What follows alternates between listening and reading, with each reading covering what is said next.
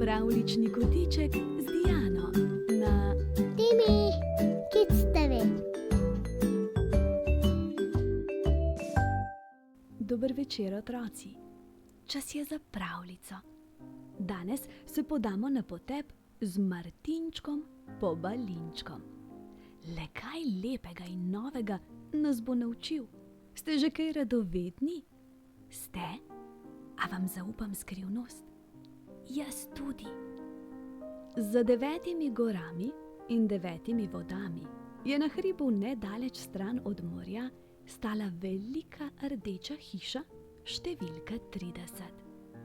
Ta je imela velik vrt, kjer je v mišjem rovu živel majhen, živozelen kuščar Martinček s svojo družino, mamo Martino in očetom Martinom.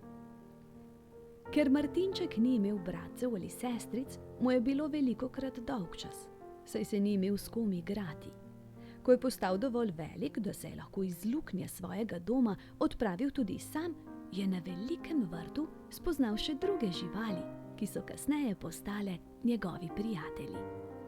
Med njimi so bili neroden hrošček Janček, pridna mravljica Anica, vedno nasmejana čebelica Elica, igriva žabica Slavica, večnoga gosenica Jerica, živobarven metuljček Cekinček, počasni pavžek Jožek in nagajiv pajek Poldek. Prijatelji iz rajskega vrta so veliko časa preživeli skupaj, se veliko pogovarjali in še več smejali. Najraje pa so se igrali skrivalnice. Še posebej radi so se skrivali v krtovih in mišjih rovih, v dolbinah strohnelih debel ter v skalnih razpokah, kjer jih je bilo včasih res težko najti. Martinček pa je imel tudi zelo posebno lastnost. Če ga je kdo zagrabil za rep in morda že pomislil, da ga je ujel, se je pošteno zmotil. Martinček je namreč brez skrbi pustil, da se je rep odtrgal od njegovega trupa in stekal naprej, saj je vedel, da mu bo rep ponovno zrasel. Zato je poskrbela mati narava, ki mu je dala to čudežno moč. In s pomočjo te je večkrat le za rep, dobesedno, ušel sovražniku. Navadno je bila to sosedova mačka Boža, ki se je lovljenja Martinčka kmalu naveličala in je z njim na koncu postala celo prijateljica. Vrt je bil pravi raj za male živali, kot je bil Martinček Potepinček. Tako so ga namreč začeli klicati, ker se je tako rad potepal po vrtu in raziskoval vsak njegov še tako skrit kotiček. V zgornjem delu vrta sta bila poleg grmov prelesnih vrtnic in bohotnih hibiskusov posajena tudi lovor in rožmarin. To sta imenitni mediteranski dišavnici, ki dajeta poleg vonja tudi izvrsten okus raznim juham, prikuham ter vsem sortam jedem, zato jo uporabljamo tudi kot začimbe pri kuhi. Kamnite stopnice, kjer se je Martinček rad nastavljal jutranjim sončnim žarkom, so vodile do spodnjega dela vrta.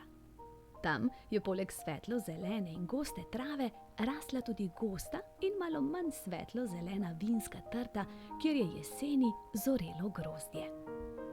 To je bil tudi Martinčkov najljubši del vrta, saj je lahko po mili volji plezal preko vijugastih vejic vinske trte in se skrival med njenimi majhnimi zvitimi listi. Veliki listi vinske trte pa so mu služili kot zavetje, še posebej, kadar je pihala hladna burja.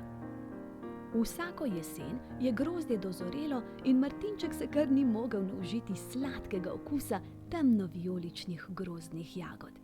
Veselo je tekal gor in dol po vejicah vinske trte in se nagajivo skrival med listi. Ko je padel mrak, pa se je vrnil v svojo votlinico k mami Martini in očetu Martinu. In tako je družina Martinčkovih z ostalimi družinami živali srečno živela na vrtu velike rdeče hiše številka 30, ki je stala na vrhu hriba obmorskega mesteca Izola. Nekega dne pa je postal Martinček Potepinček tako prevzet od tistega leta še posebej sladkega grozdja, da ni opazil, da so ga skupaj z velikim grozdom pri obiranju položili v še veliko večjo posodo, kjer so zbirali natrgano grozdje. Tistega jesenskega popoldneva je bil namreč na vrtu Rdeče hiše številka 30 na obisku Nejc iz Ljubljane. To je bil prijazen in nasmejan fant, ki se zelo rad odpravi na izlet in se po njem še toliko raje vrne domov. Po čudovitem sončnem dnevu in kopanju v Strunjanu je skupaj s sestro in mamo pred odhodom obiskal še teto Damjano. Ta jih je prosila, naj naberejo nekaj grozdja, saj je trta tisto leto še posebej bogato obrodila. Pravzaprav je bilo grozdja vsako leto več in tokrat ga je bilo toliko, da bi ga lahko jedli prav vsi prebivalci ulice, pa še bi ga ostalo. Nejčeva sestra je splezala na lestev in s škarjami previdno rezala grozde ter jih podajala Nejcu. Ta pa jih je skrbno polagal v košaro. Nihče od njiju, še najmanj pa Martinček sam, ni opazil, da je z največjim in najbolj košatim grozdom v košaro nehote zašel tudi Martinček Potepinček. Posodo so skupaj s še 2 košarama polnima grozdja položili v prtljažnik avtomobila in se odpravili proti domu. Naslednjega jutra so se odločili, da grozdje razdelijo v manjše posodice, da bi ga lahko kasneje podarili prijateljem. Na njihovo veliko začudenje so odkrili, da se na dnu ene izmed košar skriva nihče drug kot mali Martinček. Ta je negibno ležal na enem izmed grozdnih listov in prestrašeno kukal izza grozdov. Nekaj časa se ni premaknil niti za mušji drekec in Nejc je že pomislil, da morda ne diha več. Potem je opazil, da je Martinček z veliko hitrostjo začel trebušček premikati gor in dol.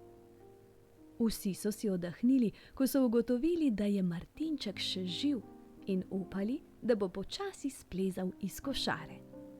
Po vejah okrasnih rastlin bi lahko priplezal do balkonske ograje ter se počasi spustil v pritličje, kjer bi užival v sosedovem cvetličnem vrtu. A na srečo se to ni zgodilo. Martinček je bil še premajhen in preveč prestrašen, da bi si upal sam raziskovati novo okolje. Prav tako je bila temperatura v tem času leta že precej nizka, vsekakor nižja kot tista v toplem zavetju vrta velike Rdeče hiše številka 30 na vrhu hriba obmorskega mesteca Izola. Martinček ni bil vajen tako drugačnega podnebja in hladnega vetra, zato se je stiskal k dnu posode in si v mislih predstavljal, kako lepo bi bilo spet biti v varnem zavetju svojega doma. Začel je pogrešati svojo mamo Martino in očeta Martina, pa tudi svoje prijatelje, ter pomislil, kako morajo biti zaskrbljeni med tem, ko ga iščejo. Zaskrbljen pa je bil tudi Nejc, saj se je bal, da bo jesenski mraz prevelik šok za Martinčka in da morda ne bo preživel. Košaro z grozdjem so skupaj prestavili na toplo in jo položili poleg radiatorja. Martinčka so hranili s semeni buč in sončnic, pa tudi majhnimi žuželkami. Razmišljali so, kaj naj storijo, da bi Martinček spet lahko zaživel v svojem naravnem okolju. Lahko bi ga odnesli k reki, a je bila ta ravno v tistem času od obilnega deževja narasla in divja. Bali so se, da bi lahko Martinčka reka odnesla in bi utonil. Prav tako bi lahko hitro postal plen kakšne od čapelj, ki so občasno počivale na obrežju. Odločili so se, da bodo dobro premislili in poiskali najboljšo rešitev. Vsako jutro je tisti, ki je prvi vstal, preveril, ali je Martinček še živ in ali je z njim vse v redu. Če se ni premikal, so košaro malce pretresli in ko se je Martinček končno zdramil, je vsem odleglo. Vsak dan so Martinčka hranili, ga opazovali in se z njim pogovarjali ter upali, da ne bo pobegnil. A nekega dopoldneva se je to res zgodilo. Medtem ko je bil Martinček sam doma, je začel močno pogrešati svoj pravi dom, svojo mamo, svojega očeta, svoje prijatelje in vrt, po katerem se je tako rad potepal. Odločil se je, da se bo odpravil na pot proti Izoli. Ni pa se zavedal, da je tako dolga pot zanj kar velik zalogaj. Previdno je splezal iz košare in se počasi premaknil do balkona. Prestopiceval se je sem ter tja ter razmišljal, kako bi se spustil po žlebu navzdol. Vse to je iz strehe napeto opazovala vrana, ki se je že veselila svojega plena. Razprla je svoja široka krila in poletela proti Martinčku. Ta je kar naenkrat opazil velikansko senco in ko je pogledal navzgor, je zagledal še bolj velikansko vrano z razprtimi kremplji, ki se mu je naglo približevala.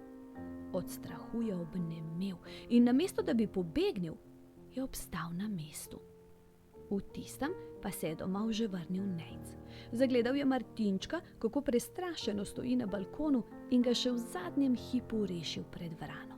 Hitro ga je prijel v roke in ga odnesel nazaj v košaro. Martinček od strahu kar ni mogel priti k sebi in tudi Nejca je zelo zaskrbelo, kaj bo z njim. Po dolgem premisleku so skupaj ugotovili, da bo najbolje, če Martinčka naslednji konec tedna odpeljejo nazaj v Izolo, kjer je njegov dom in kamor tudi spada. Naslednjo soboto, točno 7 dni zatem, ko se je iz Izole nevede pripeljal tudi Martinček, je prišel dan, ko je bilo potrebno opraviti pomembno nalogo. Martinčka Potepinčka varno pripeljati nazaj na vrt velike rdeče hiše številka 30. Tam so ga že nestrpno čakali njegova družina in prijatelji, mama Martina, oče Martin, hrošček Janček, mravljica Anica, čebelica Elica, igriva žabica Slavica, gosenica Jerica, metuljček Cekinček, polžek Jožek in pajek Poldek. Košaro z Martinčkom so pokrili, da Martinček ne bi ušel in jo odnesli do avtomobila. Potem so košaro spet odkrili, da je Martinček lahko dihal, za preživetje namreč potrebuje zrak. Po dolgi vožnji so končno prispeli na vrh hriba nad Izolo, pred veliko rdečo hišo številka 30 in košaro z Martinčkom prinesli na vrt. Postavili so jo prav na tisto mesto, kjer je stala pred 7 dnevi, ko se je v njej nepričakovano znašel tudi Martinček Potepinček. Nagnili so jo na stran in z velikim vznemirjenjem opazovali, kaj se bo zgodilo. Martinček pa se ni niti premaknil. Negibno je ležal na dnu košare. Vsi skupaj s teto Damjano na čelu so že pomislili, da morda med potjo ni imel dovolj zraka in da ne diha več. A na njihovo veliko veselje je Martinček zavohal svež morski zrak in vonj po svojem domu.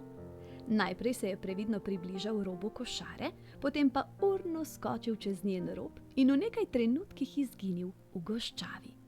Vsi so si oddahnili, da je Martinček uspešno prestal dolgo pot in varno prišel nazaj domov. Še najbolj pa sta se njegove vrnitve razveselila mama Martina in oče Martin. Ko sta zagledala Martinčka, kako s svojimi majcenimi nožicami hitro teče proti svojemu domu, sta ga z odprtimi rokami sprejela v objem. Skoraj sta že obupala, da ga bosta še kdaj videla, zato sta bila še toliko bolj srečna, ko se jima je spet pridružil. Takoj so veselo novico izvedeli tudi ostali prebivalci rajskega vrta velike rdeče hiše številka 30. Še istega popoldneva so pripravili velikansko slavje, katerega glavna jed je bilo seveda grozdje. Martinček Potepinček je bil srečen, da je spet doma. Še naprej je vsak dan radovedno tekal po vrtu in raziskoval vsak njegov še tako skrit kotiček. Odločil pa se je, da bo pri svojem odkrivanju sveta od sedaj naprej bolj previden. Prijatelji so bili ponosni nanj, da je pogumno prestal to dogodivščino in ga iz Martinčka Potepinčka hudomušno preimenovali v Martinčka Pobalinčka.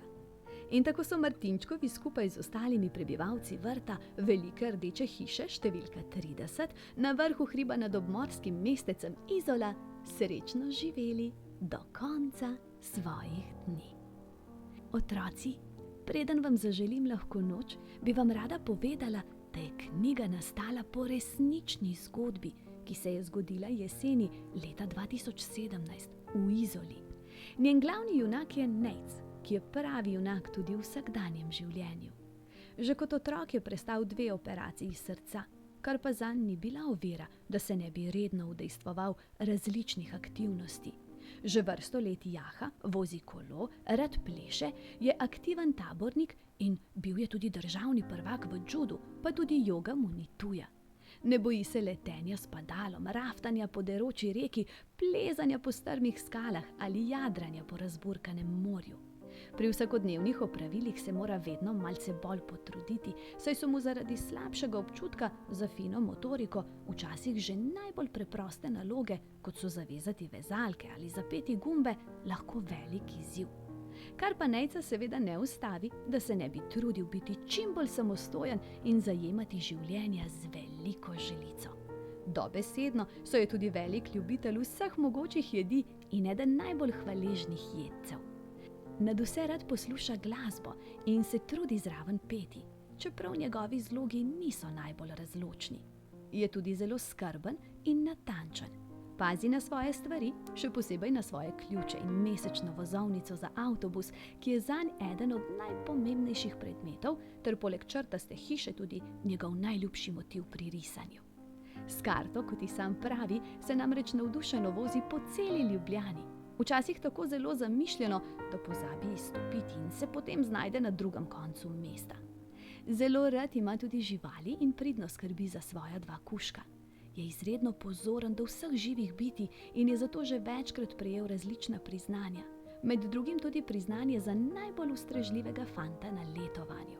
Izjemno rad potuje in odkriva nove kraje, kjer je seveda najbolj pomembna hrana.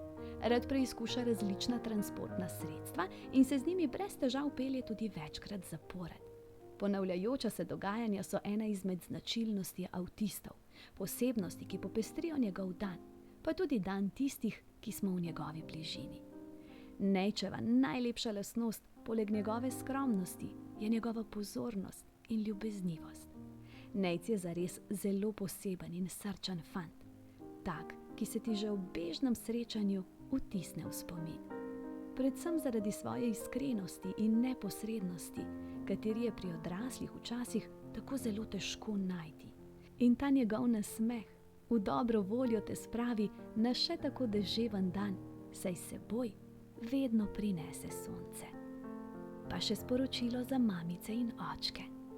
Veste, ves izkupiček od prodaje te knjige bo podarjen kardiološkemu oddelku Pediatrične klinike Ljubljana in Sončku, varstveno-delovnem centru za zaposlovanje invalidov.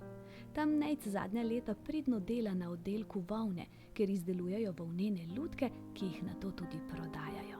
In kljub temu, da z volno dela vsak dan že vrsto let, ga to niti najmanj ne dolgočasi. Vesel je vsakič, ko dobi v roke nov klopčič in novo barvo.